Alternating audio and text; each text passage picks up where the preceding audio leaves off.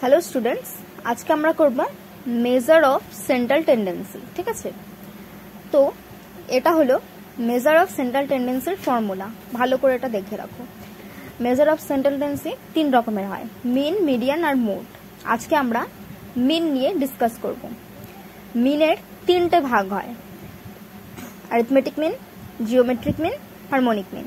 ওকে, arithmetic mean যেটা আছে সেটা সিম্পল অ্যারিথমেটিকে কি ফর্মুলা হয় সেটা হলো এক্স বার সমান সমান X bar is equal to summation x by N. এটা হলো যখন সিম্পল অ্যারিথমেটিক হবে এই ফর্মুলায় যাবে। ঠিক আছে, এখানে এন কি? এন হচ্ছে where N number of observation. Number of observation মানে কি, কটা অবজারভেশন আছে। এখানে যদি 1 থেকে 10টা থাকে, এখানে 1 2 3 4 5 6 7 10 এত অবধি থাকে, তাহলে এন হয়ে যাবে 10।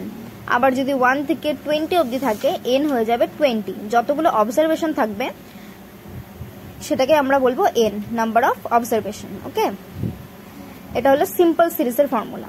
এবার ওয়েটেডের কি ফর্মুলা? ওয়েটেড অ্যারিথমেটিক মিনের ফর্মুলা হচ্ছে X bar equal to summation F X divided by summation F.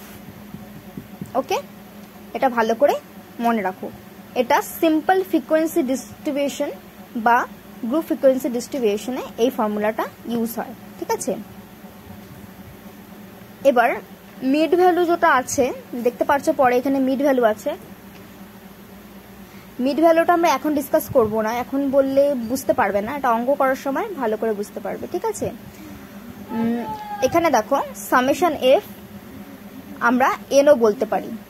Summation F N কখন হয় সেটা পরে জানতে পারবে। ঠিক আছে, অঙ্ক করার সময় বুঝে যাবে, এখন বললে বুঝতে পারবে না। সেটাও একই জিনিস, number of observation. Geometric mean, geometric মিনে কি হয়? সিম্পল জিওমেট্রিক মিনে x1 ইন্টু x2 যত অব্দি যায়, xn লাস্ট 10 হতে পারে, 20 লাস্ট ইনফিনিটি, মানে এন অব্দি। এন বলবো, আমরা জানি না কত অব্দি, তাই N, xn whole to the power x by N, sorry 1 by N. ঠিক আছে, এটা হচ্ছে সিম্পল জিওমেট্রিকের ফর্মুলা। আবার এই ফর্মুলাটা আমরা এইভাবেও লিখতে পারি, এন যদি সামনে চলে আসে নিশ্চয়ই এটা রুট ওভার হয়ে যাবে। এই ফর্মুলাটা বা এই ফর্মুলাটা যে কোনো একটাতে করো, তাও একই আসবে অ্যান্সার। ঠিক আছে, দুটো ফর্মুলার মধ্যে একটা মনে রাখবে, তাহলেই হবে। এবার ওয়েটেড জিওমেট্রিক মিনের কি আছে? x1 f1 into x2, x এর পাওয়ার এখানে আছে f2, তারপরে আবার xn fn। ওকে, এখানে পাওয়ারটা আছে fn, আর whole to the power 1 by capital N হবে। যখনই দেখবে সিম্পল ফ্রিকোয়েন্সি ডিস্ট্রিবিউশন বা গ্রুপ ফ্রিকোয়েন্সি ডিস্ট্রিবিউশন তখন ক্যাপিটাল এন আসবে, আর যখন সিম্পল সিরিজ বলবো আমরা তখন স্মল এন আসে। এটা কেন হয় একটু পরে বুঝতে পারবেন, গ্রুপে কেন এটা হচ্ছে। আবার এটাও সেম, গ্রুপে, এটা গ্রুপের আর এটা সিম্পলের। এন সামনে চলে আসছে রুট ওভার দিয়ে, যেটা থাকছে ওটা। দুটো ফর্মুলা মনে রাখবেন, এই দুটা দিয়ে যাই অঙ্ক করো অ্যান্সার একই আসবে। এটা গ্রুপের জন্য আর এটা সিম্পলের জন্য। ঠিক আছে, এবার নেক্সট আমরা আসছি। এবার হারমোনিক মিনটা কি জিনিস? সিম্পল হারমোনিক মিনে হচ্ছে ফর্মুলা হচ্ছে সিম্পল সিরিজের ক্ষেত্রে N divided by 1 by x1 plus 1 by x2 plus 1 by xn dot dot dot, মানে লাস্ট যত দূর আসে আর কি। এটা সিম্পল সিরিজ।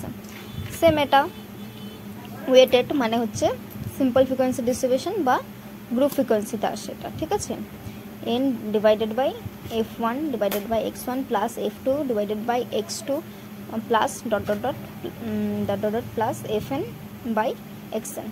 এটা জাস্ট মুখস্থ করার ব্যাপার, বোঝানোর কোনো ব্যাপার নেই এখানে।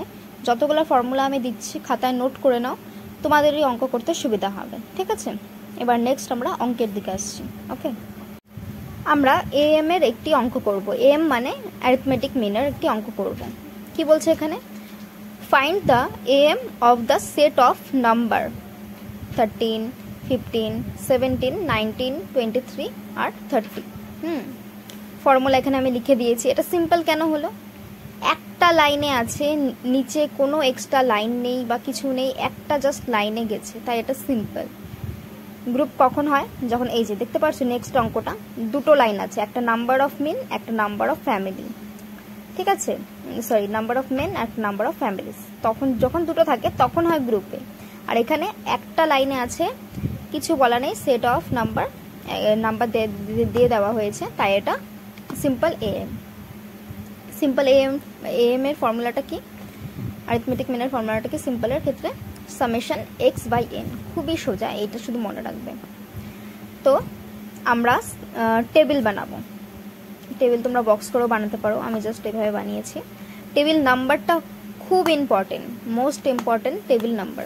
তো টেবিল নাম্বার এখানে আমরা একটা অঙ্ক যেহেতু প্রথমে করছি তাই এটা 1 নাম্বার হবে। এবার এক্স দিলাম আমরা, হ্যাঁ, দেওয়ার পরে যতগুলো নাম্বার আছে পরপর করে আমরা লিখলাম 13, 15, 17, 19, 23 আর 30।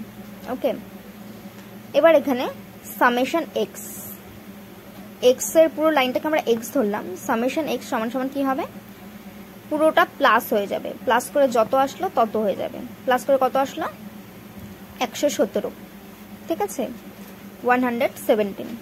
এটা হলো সামেশন এক্স বেরালো, এই যে উপরেরটা শুধু বেরালো সামেশন এক্স। এবার এন কি জিনিস, নাম্বার অফ অবজারভেশন, এর আগেও বলেছিলাম নাম্বার অফ অবজারভেশন মানে কটা নাম্বার আছে, 13, 15, 16, 19, 23, 30। এখানে 6টা নাম্বার আছে, ওকে, 6টা নাম্বার আছে, তাই এখানে এন হয়ে যাবে 6। এম তাহলে এম আমরা বের করছি, এম কে আমরা কি বলি এক্স বার, তাহলে x bar is equal to summation x by n. Summation x আমাদের বেরালো 117 ডিভাইডেড বাই এন মানে নাম্বার অফ অবজারভেশন বললামই, 6টা নাম্বার আছে জন্য 6টা 6, এন হচ্ছে 6, এই দুটোকে ডিভাইড করলে 117 থেকে 6 ডিভাইড করলে আমাদের চলে আসে 19.5, মাঝখানে একটা পয়েন্ট আছে, ঠিক আছে, 19.5, এটাই আমাদের অ্যান্সার। ওকে, আজকে আমি এই একটা অঙ্কই করালাম, নেক্সট আমি আরো গ্রুপের অঙ্ক করাবো, হ্যাঁ। ওকে, বাই, দেখা হচ্ছে নেক্সট ভিডিওতে।